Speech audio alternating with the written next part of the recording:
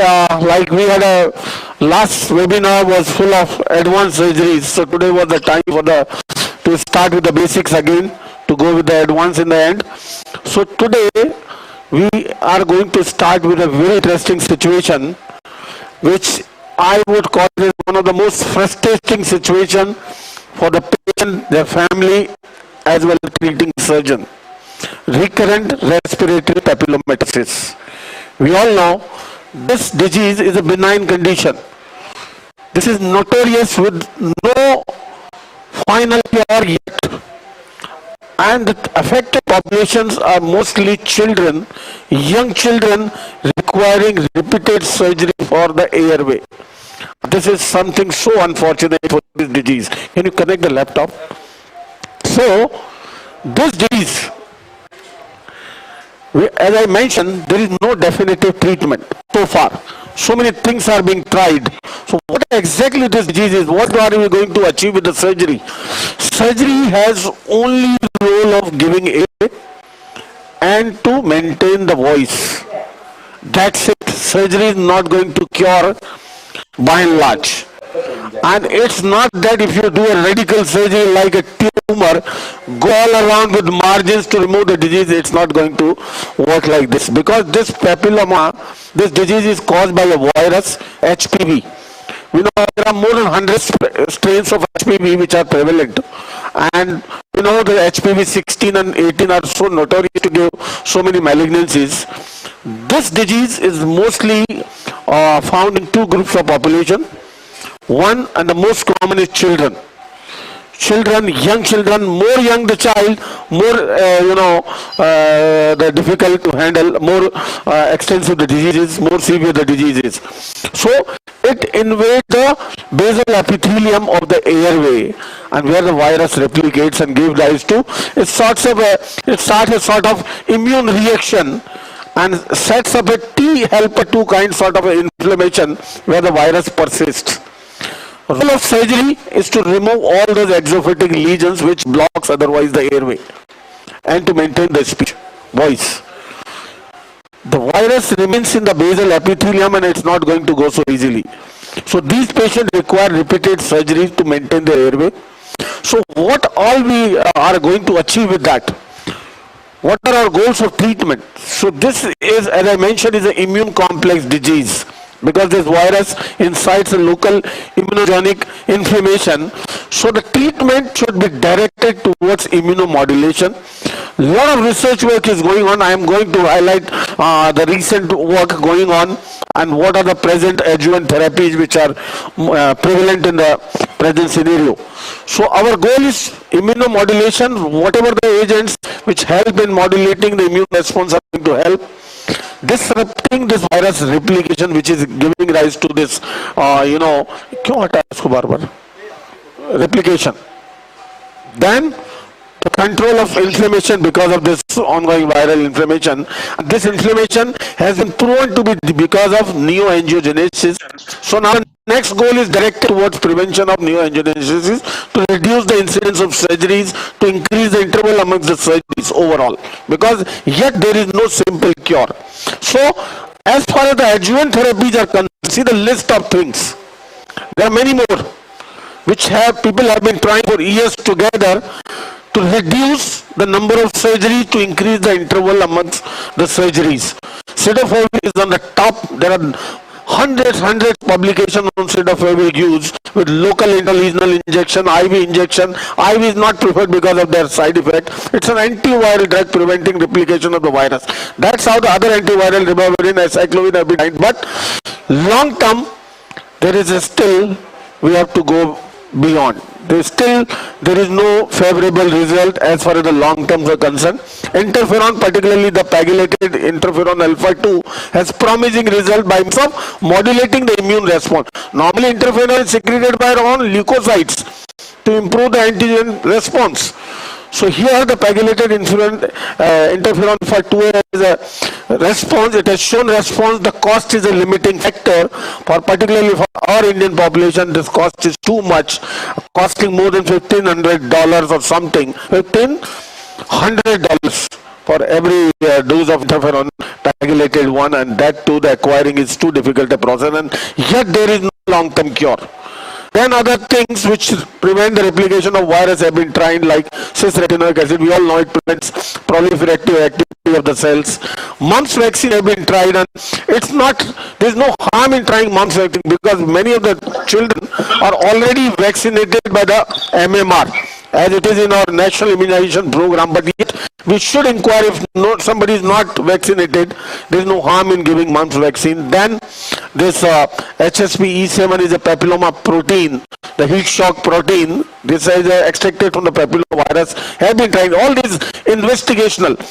The biggest thing, the big thing in the recent time, which has come up, is a PD-1 inhibitor, program cell death 1 inhibitor, which has proven to have a big role. A lot of, the third round trials are going on. It has got approval by the FDA. Pembrolizumab, the cost is again a limiting factor, costing more than 2 lakhs per doses of pembrolizumab. So it's still long way to go. The other therapies, photodiamidine, have not, established their place. So what we are using now, these are the list of therapies which I am going to show now and share with you based on the evidence-based medicine. These are the things which have a quite, I would say, suggestive role in the treatment of juvenile respiratory papillomatosis. And number one on that is a vascular endothelial receptor inhibitor, bevacizumab, which is popularly available in India in the brand name of Avastin. So bevacizumab inhibits neoangiogenesis. As I mentioned in the goals of treatment, inhibiting the neoangiogenesis is one of the main goal of treatment, and this is how the bevacizumab, the vascular endothelial receptor inhibitor, works. So what we do, and we are now number of patients, we have been trying this for last 3 years and got exceedingly good results. Some of the patients have been cured now. Some of the patients have been cured now, and rest, the incidences of the frequent surgery has declined, has gone down significantly. So how we use is a very, very safe drug. You can use intralesional after the excision, and then the rest of the drug, like we inject 25 to 50 milligram intralesional, and rest 50 milligram we give IV. After the initial excision is the main role to remove the visual papillomas, to maintain the airway. As I mentioned, you are not supposed to be radical in excision. The more radical you are, more fibrosis you are going to give, more chances of laryngeal stenosis we are going to give, and that is detrimental to the child's voice as well as the airway. So goal of surgery is to remove the minimal lesion up to the surface without damaging the underlying surface, and then we can inject this bevacizumab in the base of the lesion to prevent further neoangiogenesis, and it has proven to be amazing. I am going to show today. Then celecoxib, as we all know, is a COX-2 inhibitor.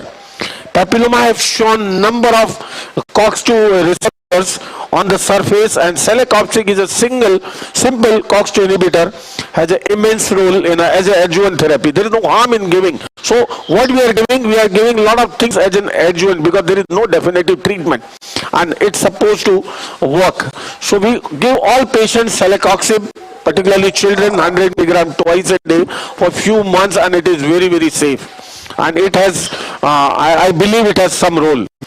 And the biggest role is as I said, this is caused by the HPV virus. Children are affected by either the direct maternal transmission or during the vaginal delivery. Particularly the young primipara ladies with the first child born, labor is prolonged. The prolonged labor is the region where the fetus or the child remains in contact with the vaginal surface more, and because of the friction and trauma, prolonged friction and trauma, this virus is introduced. That's how the theory, how the children are affected.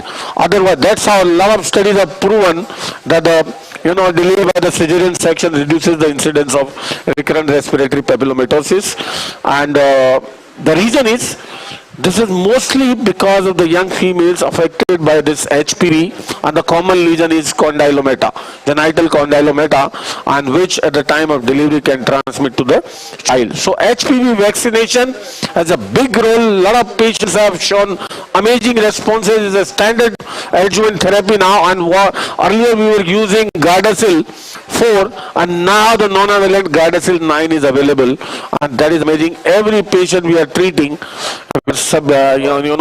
giving him Gardasil. All patients we are giving Gardasil to improve the immune response against the HPV to prevent replication, and this has proven to have a big role. And a lot of countries trying to immunize the young adolescents with this vaccine to prevent this transmission of disease to the children, because adult the transmission of mode of transmission is different because through the oral sex, but in children it is mostly at the time of delivery or the vertical transmission in the fetus. Then another thing which works is the PPI, proton pump inhibitor, to prevent G reflex, because more the G reflex traumatizes the laryngeal surface, more the virus replicates. It has been proven that the adjuvant PPI has a big role. Another what we can see, a lot of studies have proven, this indole 3-carbinol is a compound, works by the estrogen pathway, and it is available in the food in certain items like sprouts, broccoli and cabbage, and we can ask these patients to encourage more and more intake of sprouts, broccoli and cabbage. So this is what the available treatment resources we have. We are still short with a permanent answer, and this is something using all these adjuvant therapies with the surgical treatment. We have been able to control many of the patients by means of reduction of number of surgeries, by means of increasing the interval among the surgeries, and by means of giving cure to certain patients. And this is surprising. Earlier I have seen patients who have been operated more than 30 times for the papillomas. This patient today we are operating has already been operated. I reviewed his paper, every part of it 7 times, and has a full of papilloma. He has a mild respiratory distress, yet we should avoid a tracheotomy in these patients. This is something very important. Giving a tracheostomy is something inviting another surface for the papilloma to grow. So in every possible situation you should avoid tracheostomy, and in case if there is a respiratory distress, this is imminent to do, we may have to do, but then the moment the respiratory the airway is established, we should wean off that from the tracheostomy. We should close it immediately to prevent the colonization of the bacteria, because these are the path for bacteria, this virus, to spread to the lower airways. It has been proven to go to the lower trachea, bronchi, lung, and sometimes it can result into mortality. So this is a very difficult disease. In less than 2% situation can still undergo malignant transformation. So this is, I mentioned in the beginning, that one of the most frustrating pathology, that too in the children, that too affecting airway with no definite answer. So our goal of surgery today, what our plan is today, I will show you the massive papillomatosis. I will share with our surgical technique, and then we'll inject at the site of lesions, intralesional, this monoclonal antibody, vascular endothelial receptor factor inhibitor, bevacizumab. Coming to the surgical point, there are so many things you can see in the literature. People are using laser, has been talked about since long, but believe me, have stopped using laser for years together. It is detrimental. As I said, the more raw areas you create, more you are inviting the adjacent epithelium for the virus to grow further. So no further raw areas to be created, not deeper areas to be created to give invite viral replication, and at the same time laryngeal stenosis. So our goal is surface removal with minimal trauma to the underlying area. So nowadays we use more and more cobblator. Mostly the number one tool is microdebrider, and then cobblator, which I am going to show you, using on the surface with minimal trauma to the underlying epithelium and the submucosa. That is going to be our goal, and then we'll inject this monoclonal antibody. airway was difficult to intubate, but we could intubate just now with a smaller tube, and then when you will see in between we may have to do some work in the apnea as well, but we'll try our best to avoid tracheotomy in these cases at any given point of time. So this is our protocol. Sir, you must be seeing a lot of such cases in the institute, because this disease is something a lot of children, families looking up to the institutes for the cure. Girish Mishra sir, can you unmute sir? Yeah, I'll do that. My electricity is a problem every time. Yeah. So how do we look at this disease, sir? Of late, we have not much of experience. We done qualification around 5,000 years back.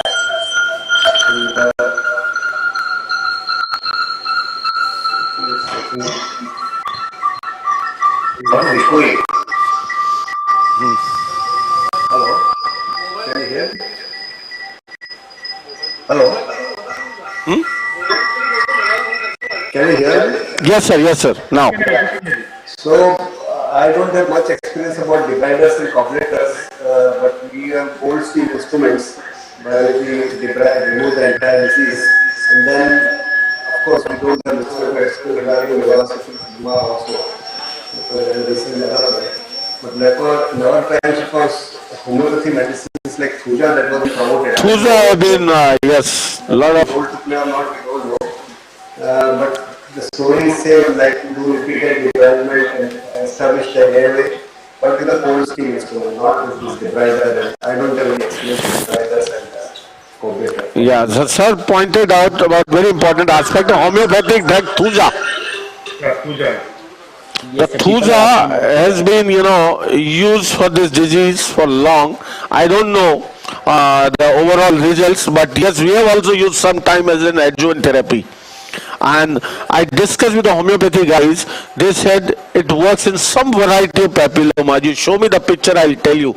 Even they don't know much about it. Homeopathy are using as a, covering for everything. So, Thuja but has a role. It has been, mentioned in the literature at several places. People have been using for years. But overall, there is no definite cure so far. So, what we have been able to achieve by means of surgery and these adjuvant therapies to give at least good quality of life to the affected child. Sir, Prakash Munda sir is asking any role of propranolol. Propranolol is same, VEGF inhibitor, but here giving a systemic propranolol is not advisable to young children, and for that this bevacizumab is much safer. There are so many studies done with the bevacizumab, intralesional as well as systemic, and proven to be ultra safe. It has been used quite extensively in the other malignancies, as this is a factor inhibitor for the neoangiogenesis, and it is proven to be quite safe. The only thing is the cost as compared to the propranolol. But propranolol is not as selective, this thing, it has other beta blocker side effects as well. So it is not the first line drug to be used in children. Your experience with debrider and coupleter, what difference does it make? Sir, less raw area? Yes, less raw area. Cold steel instruments? The game is around the raw area. Laser, if you use the laser on the surface, it is going to raw area. And if you give any point of time raw area, it is going to, invite the surrounding surface to stimulate viral proliferation. So what we do, we first use debrider to debulk the lesion towards the surface and then pack for a while, because debrider itself cleans because of the suction attached and keeps the fluid good, so you can under vision remove the elevated lesions. And that close to the surface, and for hemostasis we use cobbleter. A lot of irrigation to give minimal thermal damage. So our does not cause mucosal damage? No, we are not going to reach to the level, that level, and minimize it. I cannot say 100%, but just will minimize it.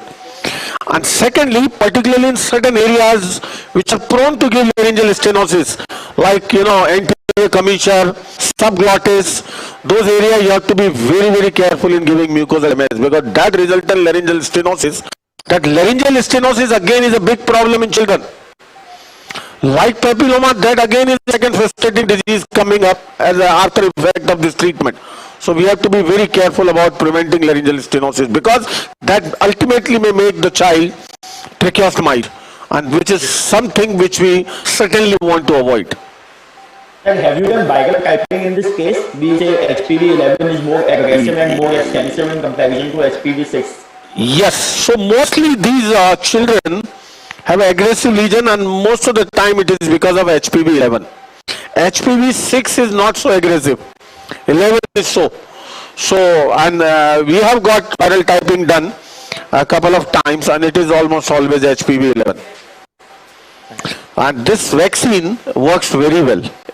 It increases the immune response against the HPV, it increases the antibody titer, and this is something we need to follow the instruction for the full course of Gardasil to these patients. It's not a single dose, but a complete, until booster dose we should give. What is that course like?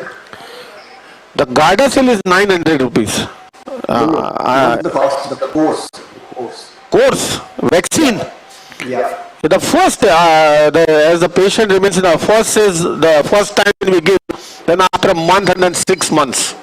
Okay. And we follow these children with a pediatrician for this all evaluation. And nowadays, the non-availant vaccine is come, it is costly. This is proven to be much better than the Gardasil. So these on the screen, what you see are the, I would say, safer and more effective regimens as an adjuvant therapy in the present context. Rest other are available. People have been still using, interferon, cetofovir according to their availability and the cost and other factors. These sprouts and broccoli, cabbage, these are the things which you encourage the child to eat, Yes, or what? yes, because they have proven to have a role through the estrogen mechanism in preventing proliferation of the HPV replication. So there is no harm in using any adjuvant therapy which can work. Like I said, we always use celecoxib. We don't know how much it is working, but there is no harm in giving this. So all these things we are giving as a combination to all patients, all these 5 things along with the surgery. So, and what we have observed in last couple of years, we have been able to reduce the frequencies of the surgery required in the children with the use of all these things. Though cost is a factor, bevacizumab is a costlier one, though we have been able to, achieve at a minimum cost through the wholesaler and all this, and it costs in our, our setup now around 10,000 rupees per 100 milligram vial.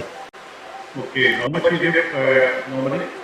How much ml you give? Yeah, it is one time 100 milligrams. So what we do, we'll inject according to the surface 25 to 50 milligram, and rest immediately after surgery we'll give IV in the drip.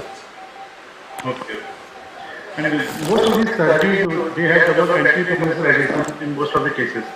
How you prevent it? Yes, so anterior commissure if involved, I would say it is better to stage the surgery.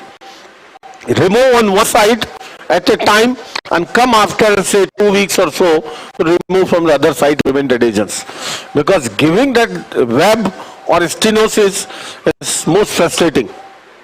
This patient has undergone 7-8 times, as you mentioned. Yes. Is there a possibility of some adhesions and you might need to use stents Yes, or something? because when we did scopy, yes sir, when we did scopy, he had a mild respiratory distress and it was full of papillomas. Nothing is visible beyond papillomas. So now once we remove papilloma, let's see what has gone earlier. So, are you prepared with the stent in case, or you must have had experience of putting stents in such patients? What? Stent, silastic sheet or some Stent, re-stenosis. See, if you have already given a web or something like that, already stenosis has occurred, then of course you have to take all these measures. If the anterior stenosis, you may have to use a keel or you may have to do some spacer to widen the space. There are many methods to, treat the subglottic or laryngeal stenosis. And that is again a very difficult issue in children to treat with. any role of antacid for long time is reflux is a positive factor in this case besides because What? What? aggravating factor. The reflex, chronic Reflex is always to be added on along with the other therapies.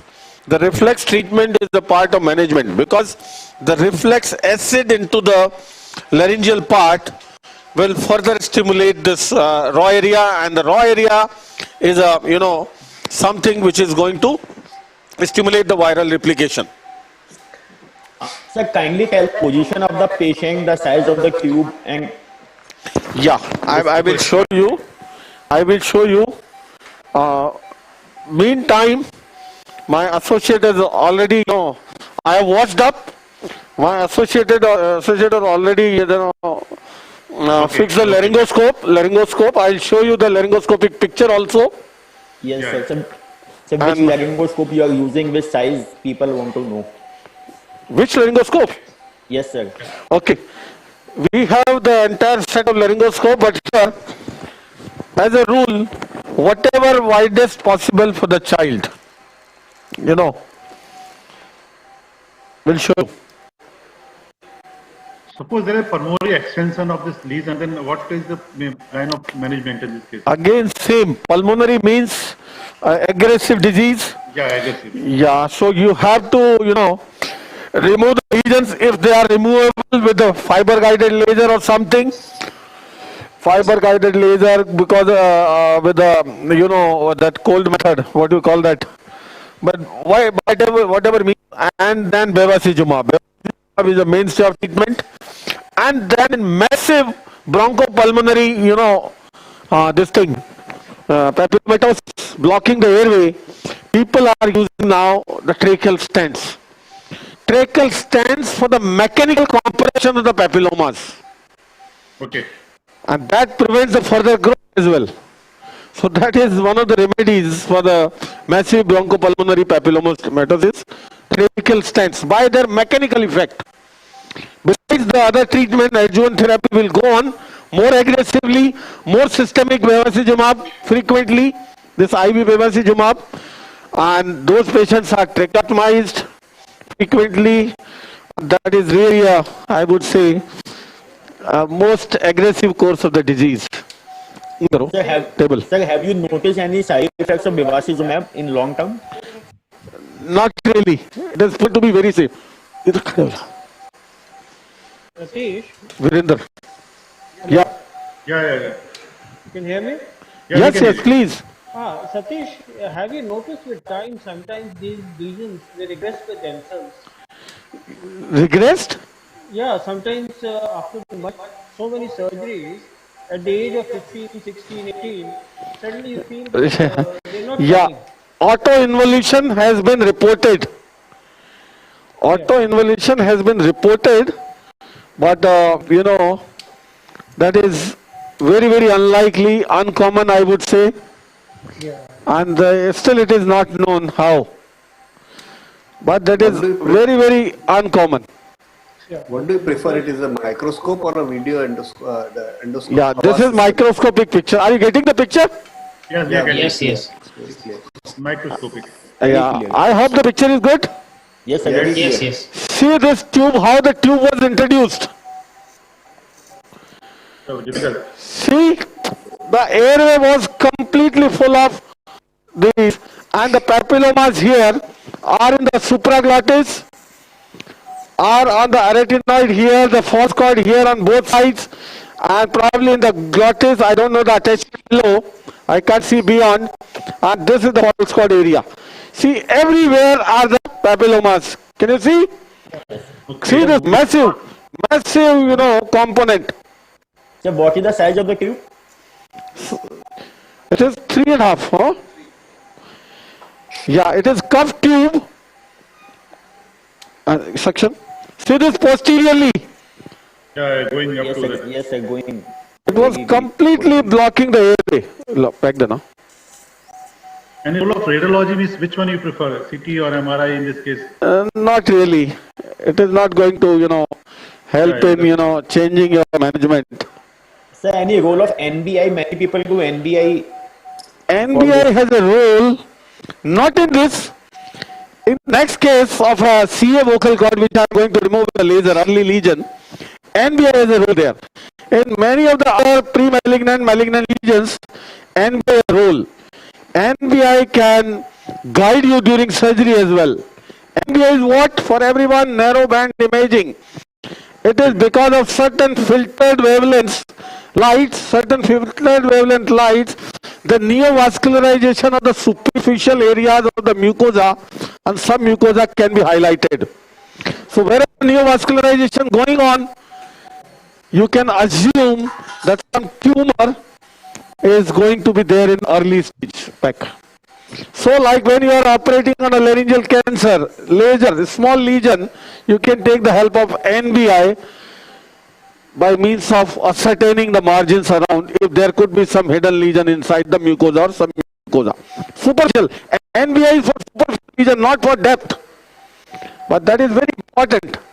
Even, the NBI has not only in the larynx, has a role in the oral cavity, pharynx, everywhere, for the superficial mucosal and submucosal areas. And that is a good technology. But here again, NBI has no role for that matter.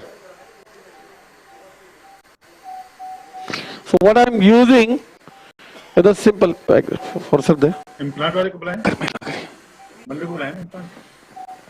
दूसरा दे pack. Hello. Yes, yes. Yes, boss. दे भिगो के दे. So I am just decongesting on the surface. Are you using adrenaline swab? Yeah, simple saline adrenaline swabs.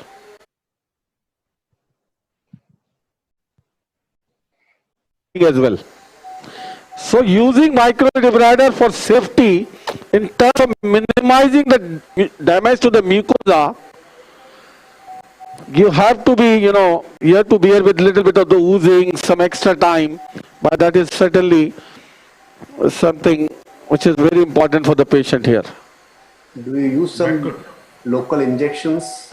Not really. As doing microlaryngeal surgery otherwise? Not sir, not sir. Here, not at all, debrider. You prefer microscope over endoscope, or choice is microscope only? Microscope.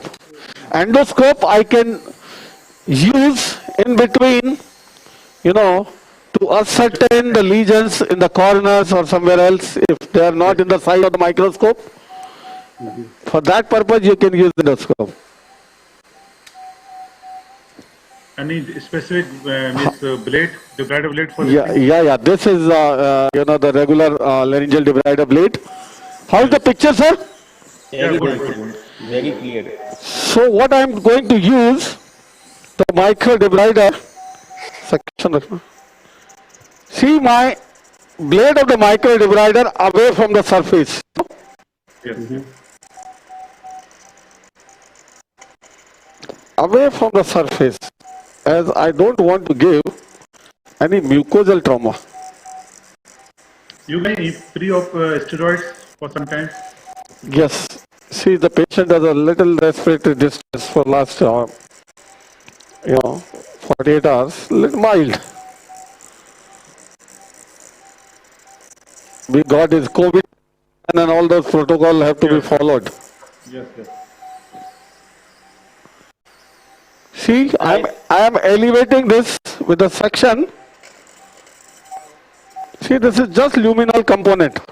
See this? Yes. Yes.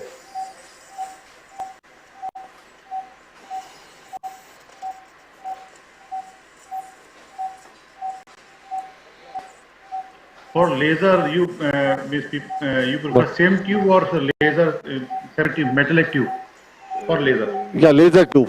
But in children here, the laser tubes are not available of this sizes, Yes, that's the problem.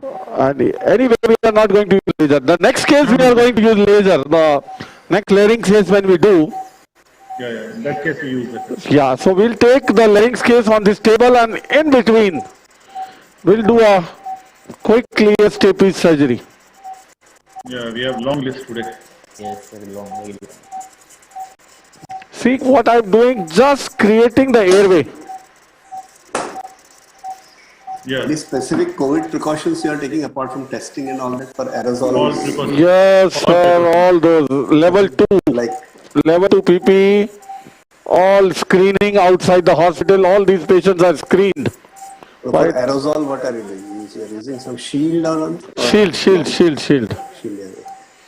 See the vocal cord in picture? Yes, Yeah, sir, we can see. yeah, We we can can. see. Very nice. I'm trying to avoid, workshops there. I'm just creating airway. Wash, मेरे को दे wash.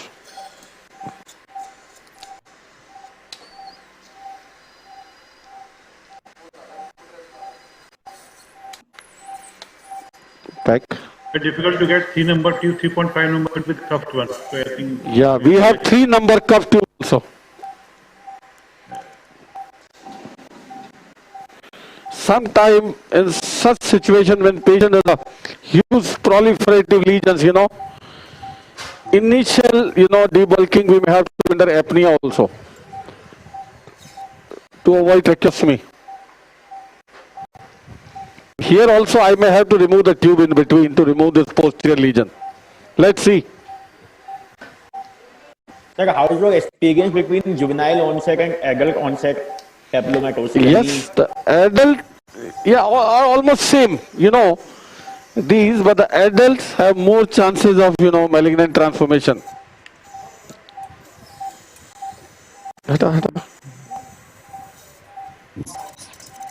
See, I am removing only surface. Can you see? Yeah. Yes. Here you need a full control. You need to have a proper control over the microdebrider. See this?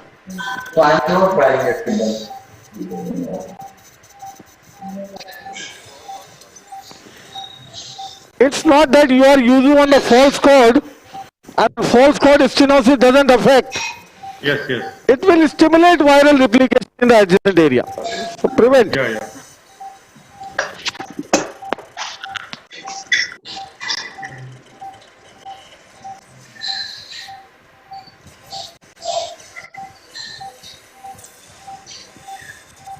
I need card number.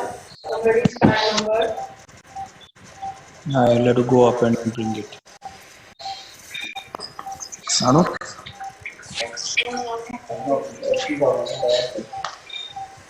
See how the vocal cord is badly affected.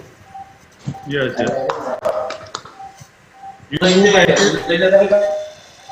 You remove anterior commissure lesion and subglottic extension. See, I am not going to the anterior commissure to give me raw area for that matter. I am just working on the surface everywhere. See this? Yes. Yeah. I have opened the airway. Yeah. Yes. My surface is what as it was.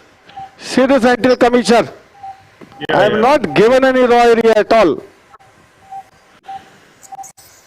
Only on the surface of the papillomas I was working. And now in the base where the papilloma is attached to, I will use that monoclonal antibody to prevent neovascularization. Okay. That is the, aim of surgery. Surgery's aim is not to radically remove it. Like considering it is a tumor, if I try to remove radically, I am inviting more problems. Wash. Yes, more. Or kar. Dr. Rohan Pandey is asking, is this bleeding is a source of migration of papillomatosis? Not really. We have a calf tube, we have a thorough irrigation.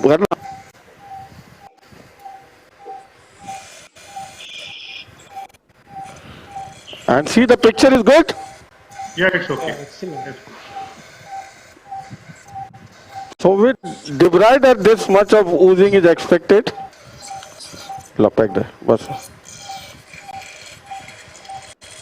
I'll just again place my pack for a while.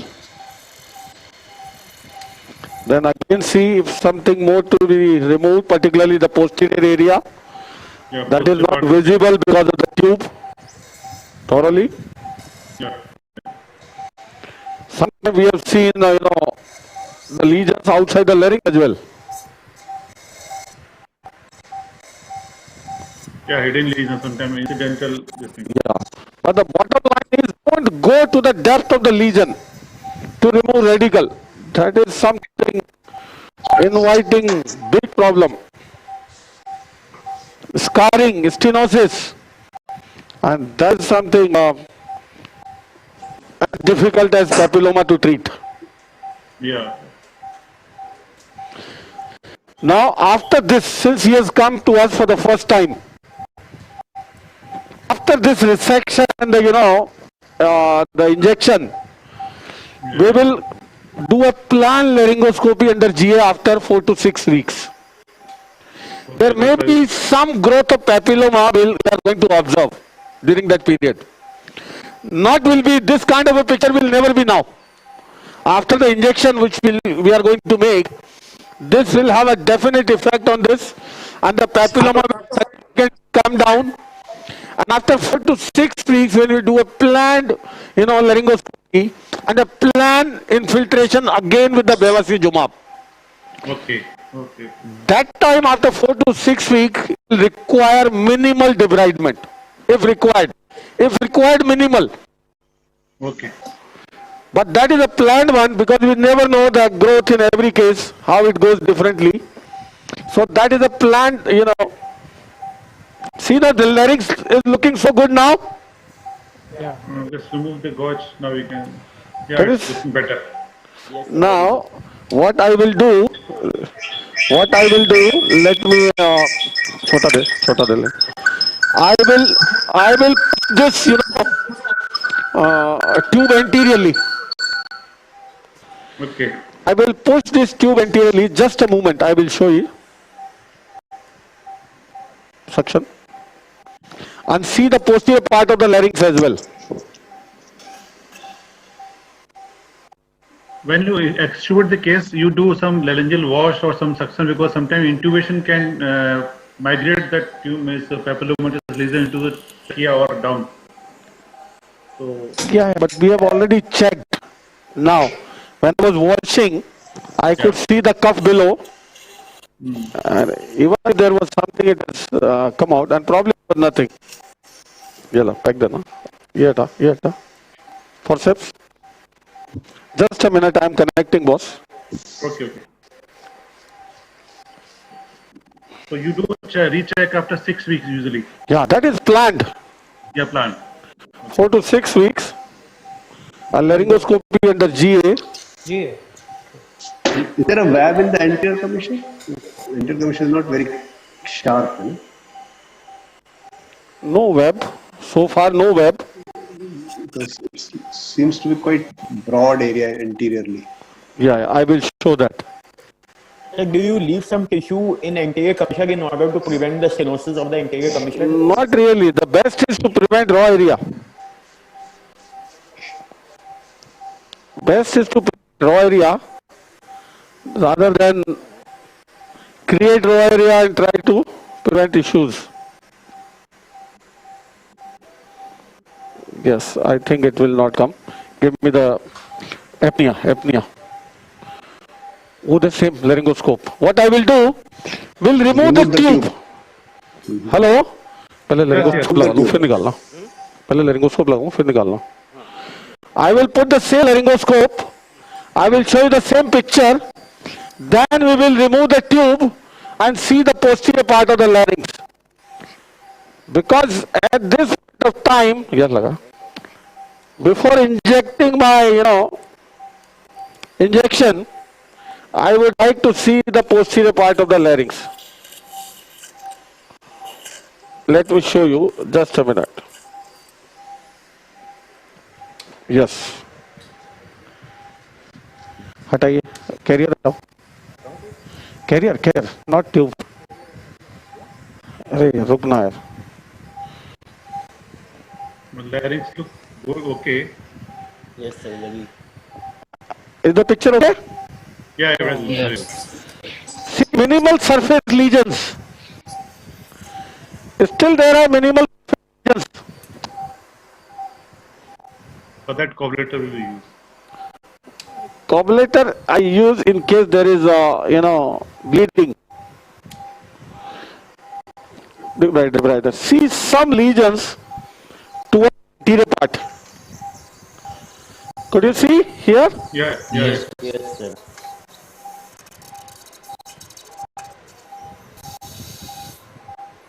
So many people do intraoperative MBI to see the fine dots of papilloma. Yeah, I told you MBA is using, but not much for papillomas, what I believe. You have worked with Nupur does use? Yes, sir. Yes, sir. In pre-op and No, also with during- papillomas. yes, sir. But how do it is going to change your management in papillomas? Because our goal is not radical excision. Right? Yes, sir. Yes. Now, wash. Give. See now the anteriorly it is pretty clear. Yeah, yeah. Yes. I don't want to go submucosal at all. My goal is visible papilloma removal. See this? Yes. Yes. Yes, sir. Yes, sir. Very clear. Absolutely. Except the posterior part, which now I am going to see with the apnea. See, no trauma at all. Yes, sir. Mucosa is looking very good and healthy. ला खींच clip tube तो खींच तैयार है ना reserve है तो वो ले ले जेट चलो चलो चलो remove see now the posterior part Yes, sir. Yeah.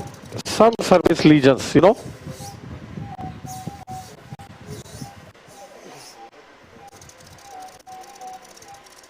only these surface elevations I am going to remove.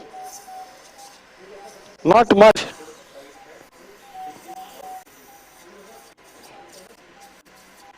Do you recommend some speech therapy or voice therapy after the surgery? Pardon? In this case? Some Speech therapy or voice therapy for these patients? not needed. See now, absolutely clear.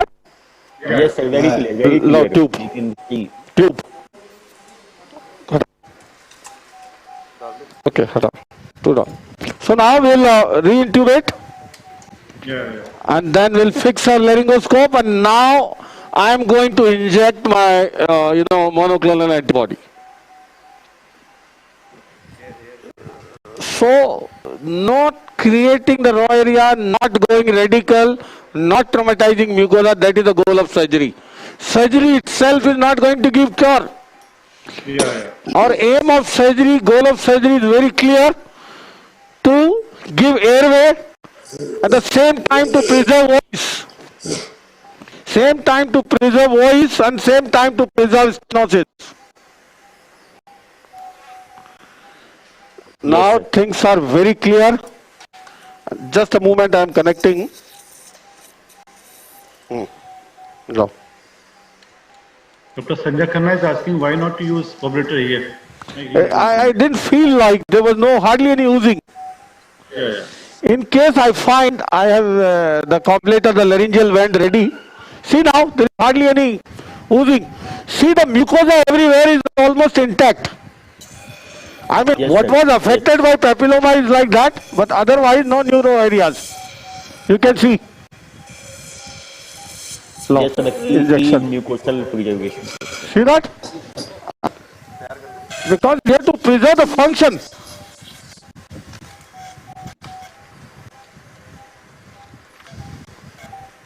We have to preserve function. And that is voice.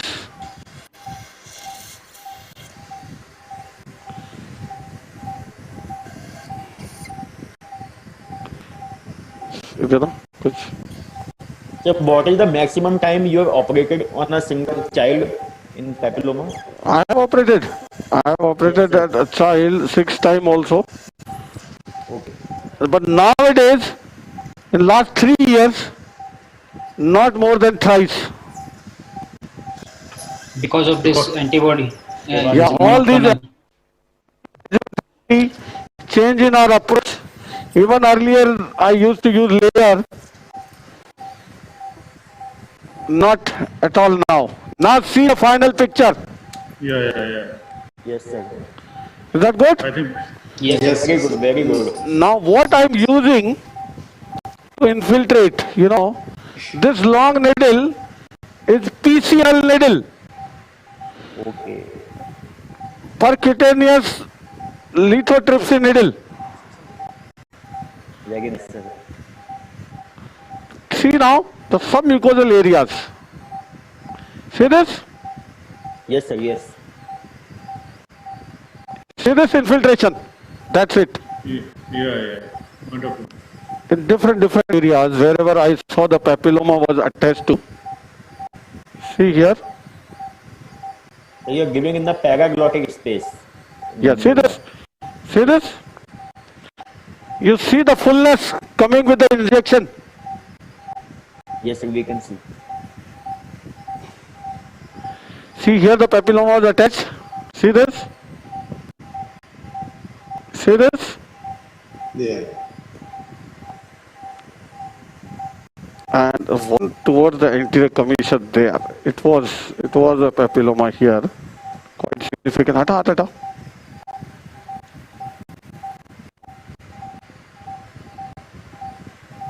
See this? Beautiful. I think biggest message today is the best message that laser is not the only treatment, because sometimes laser can be cause of recurrence. Yeah. I think there are so many options. And now in the posterior commissure, see this?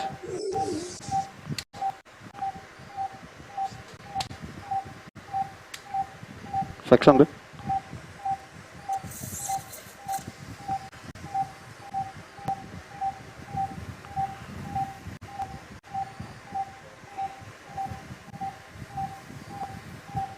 No. This is a very fine needle, I am using high magnification here. Yeah. This is a very ultra fine needle.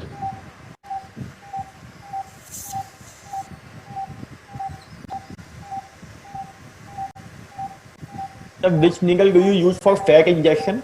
See this now in the posterior commissure. Yeah. Yes. Your question, which needle? So for fat injection in larynx, do you use the same PCNL needle? or any- No. That's a different needle. That's a fed with injector. That injector, yeah. Yeah, you must have seen at Nupur's place. Yes, sir, yes, sir. I follow her only. How much total cc you have injected? Total, I injected 1 ml. That means 50 milligram. Little bit remaining in that. So goal is 25 to 50. Rest 50 milligram will, give IV immediately afterwards. How much time does it take for this liquid to get absorbed? Because will it not cause any airway compromise? Not really. It's airway is adequate. No, because of the injection, if there's some swelling. Yeah. I will know get there is absorbed over a swelling, period there of is time? fullness, the tube is in place, There's adequate airway. See the picture of the glottis, Yeah. overall larynx. So the mucosa everywhere is preserved. Can you see? Yes. Yes. And that is the goal. And you will repeat this after 6 weeks? Over there. See the small patch, quite little, outside. Yeah, after 6 weeks. Can you see this? Yeah. Come here. Satish, Yeah. अभी मेरी video live होगी, मेरे को देखना क्या वो बोलो any role of mitomycin C in this? Not really. Metomycin is he uses antifibrotic. See, this was under very high magnification. I don't know how the picture was there. It was excellent. See this place? I use this additional. Can you see? Yeah. That's it. So now, after 4 to 6 weeks, if you ask me how this is going to be appearing, believe me, absolutely like what you are seeing. What is the post-operative care, immediate post-operative? They're not thoda sa divider. Huh? What? Immediate post-op care. Nothing. steroids for We some just, time. steroid will give 5 to 7 days.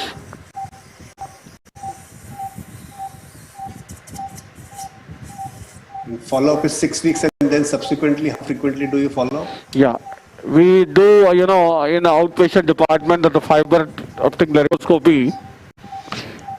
Every month, the moment we find any new lesion appearing, rather than allowing it to grow bigger, we take under GA and inject again.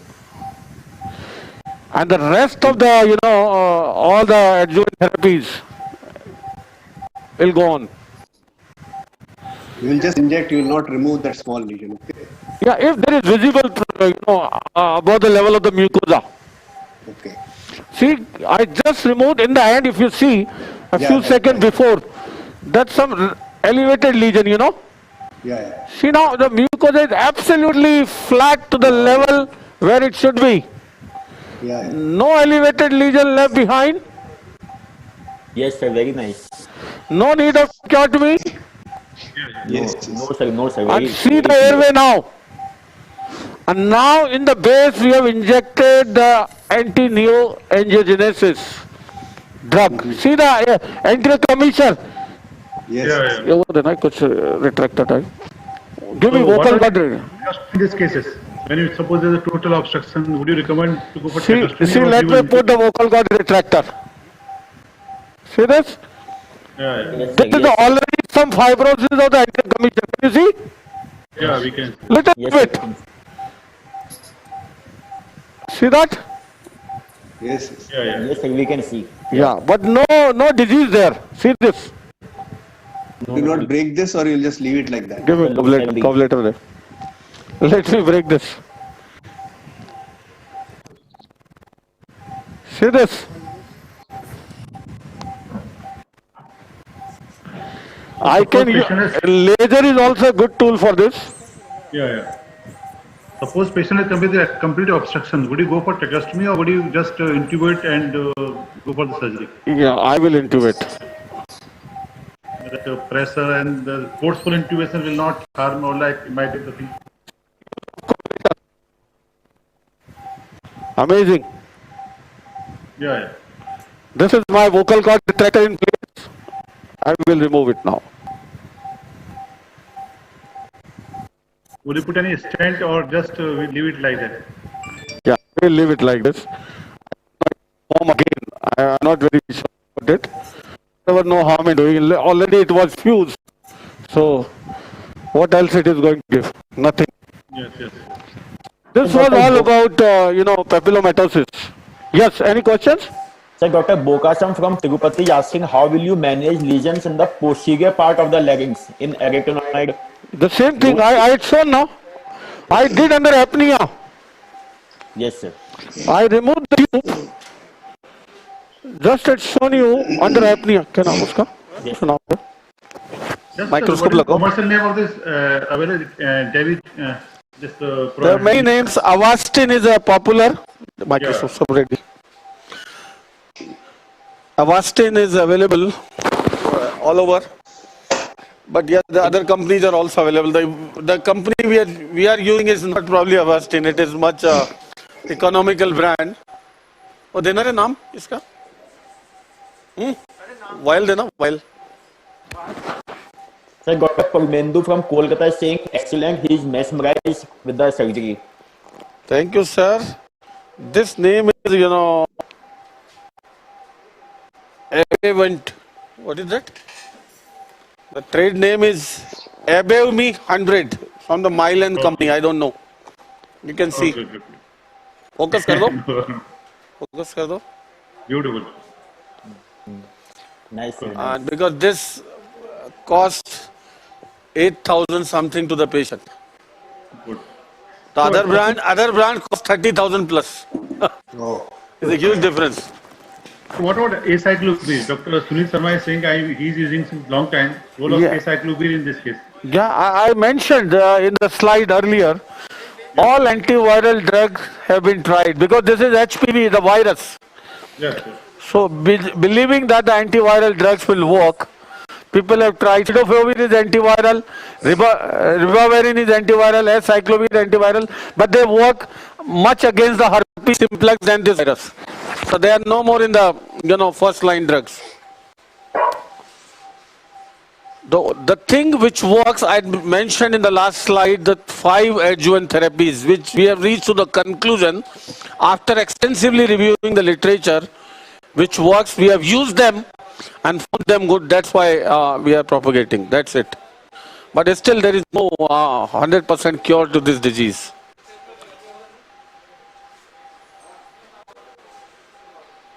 Thuja, we have discussed. I think I have also used Thuja. It's work in some cases. And What? Kuza? Thuja, yeah. Kuza has no role in this, boss. Kuza, I believe. Kuza is different thing. You saw the Kuza last time. Yeah. Kuza has no role in this because this is something different. Kuza cannot ensure, prevention of mucosal damage. Once you place on the mucosa, that is different. And secondly, that works on a different principle, not like the debrider by means of cutting ability with the suction together. It keeps the blood away. You can control the speed of micro debrider. You can do under vision. You saw we didn't damage the mucosa at all. Yes, We were right on the target where we wanted to be. And such a huge lesion with no space at all. It was difficult to intubate. I know. And it works well.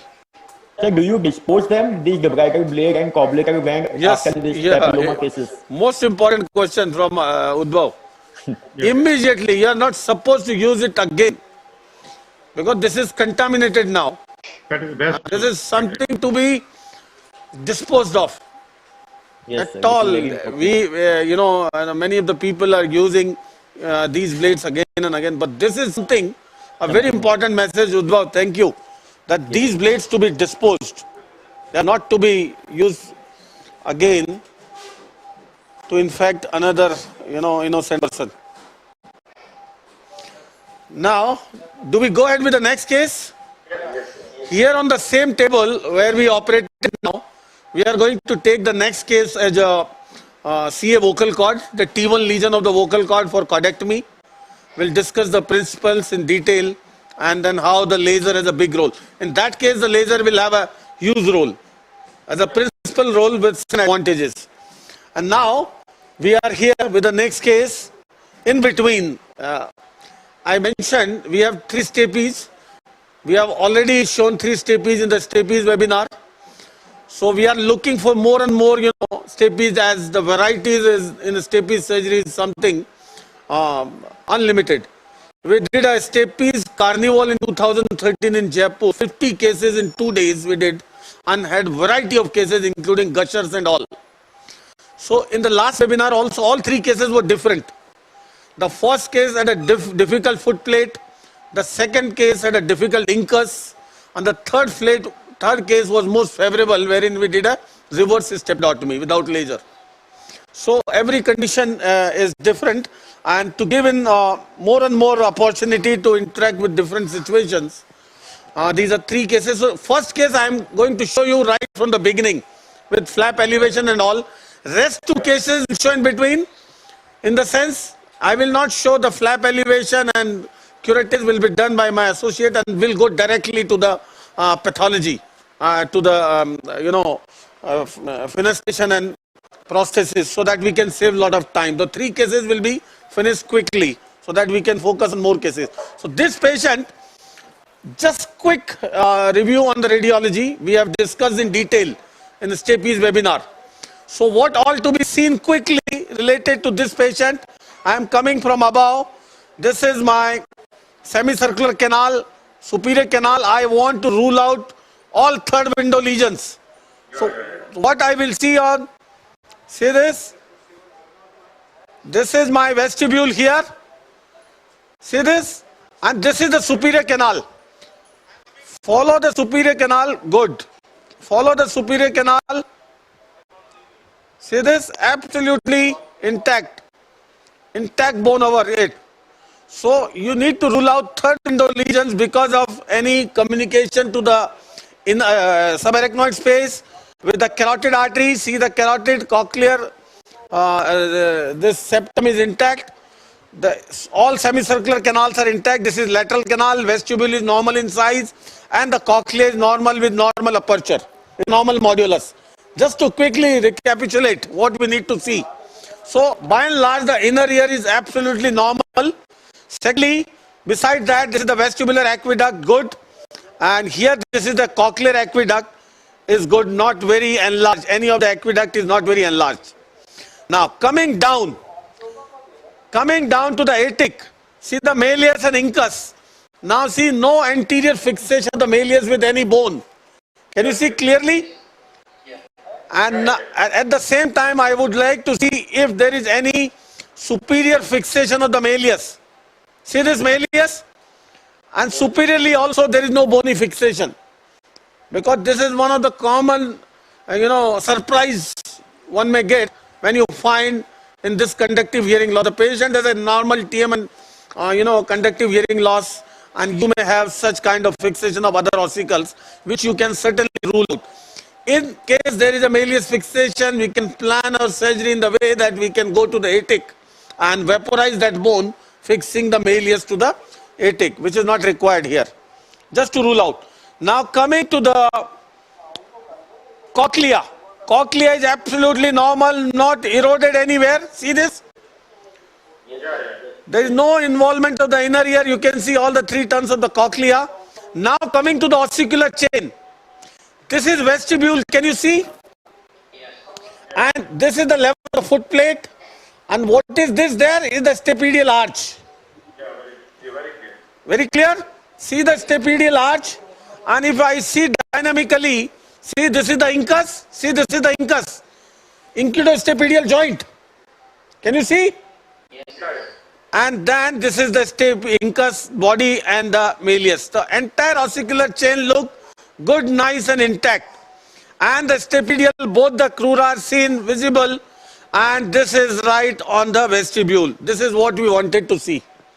Now third is any visible otosclerotic foci. We all know the otosclerotic foci is seen at the fistula antefenestrum. Here, if you see carefully, this is a small hypodense area. That is fistula antefenestrum. This small hypodense area, if you see carefully, the small foci, rest is all normal. And see toward the round window also, it is round window, it looks patent, and there is no hypodense area in relation to round window to rule out any round window otosclerosis. Now, most important other things are to rule out the abnormal conditions like persistent stapedial artery. I mentioned that day, if you have, you'll have a dilated facial canal. It doesn't look like, can you see? It doesn't look like, and you see the foramen ovale and the spinosum well in place. This is ovale, this is spinosum. It is intact, so there is no possibility of, it rules out the possibility of persistent stapedial artery. Lastly, the facial canal. See, this is the horizontal facial nerve. In axial section, you never know how inferior it is. So again, we have to go to the coronal with this reconstruction and see if the facial nerve is overhanging. See this. Now how to see? See the vestibule. Let me enlarge. Can you see the vestibule here? This is a superior canal, this is lateral canal, and this is intra-auditory meatus. See that? And this is round window. And here is the oval window. See this. See now how the ossicular chain is coming to the oval window. See this. See the step is going to the oval window. Very clear. Can you see this? And see what is there about. This is facial now. So this, what you can see, this is the level of your oval window. See here in the depth. And this facial nerve is just above. The oval window is not very broad, big, but still the facial is not obscuring by means of coming down onto the oval window. See, it is not coming down to obscure the whole window from our visualization. Okay? And lastly, we go to the, the jugular bulb. See, as I go down, this is the round window. We don't see any jugular bulb at this level. As we go down, this is round window level. As we go down, now the jugular bulb is coming. So it is far below. So as far as the anatomy is concerned or any surprise diagnosis, I don't think it should create a major problem. Now rest of the thing, let's explore. So in the first case, I am going to start right from the beginning, and then the next two cases will show after the flap elevation, so that we can show more variety. And the next case would be the CA vocal cord. Any questions? These are 0.5 mm cut. 0.5 mm. You can see this is 0.7 here. Sorry, let me show you. So we should get at least 0.5 or 0.7 of Yeah. See this one. This is 0.7 mm here. Can you see? This is 0.7 mm cut. The last time you told it is not always that we see the hypodense area fistula and fistula. Sometimes You may not see. You may find absolutely normal, anatomy without any visible otosclerotic foci, because that is sometimes so small, but that is good enough to fix the foot plate. And the patient has a moderate conductive hearing loss, bilateral, same pattern with an intact drum. Let's explore what it can be. So our procedure is obviously an exploration. And the next case is now this patient is extubated already. So we'll intubate the next one in the other theatre. there's a confusion is there. I asked for CUSA, not CUSA. That road in the capillary. What do you ask for? CUSA. Role of CUSA in capillary, not CUSA. Not CUSA, then what? I asked about CUSA, role of CUSA in the recurrent papillomatus. Still I didn't get. Why it's not clear? Thuja. Yeah, Thuja. Thuja has a role. Sir has already mentioned. Girish Mishra sir had mentioned. It's a homeopathic drug which is very popular for the papilloma management. It has been used for other papillomas, so used for laryngeal papillomas also. Not very specific. We don't know what the content is, but even in the homeopathic literature, it has been proven to have a efficacy against the papillomas. So we are using. And we are using because we don't have any definitive answer. Yeah, that's So we can continue questions. In the meantime,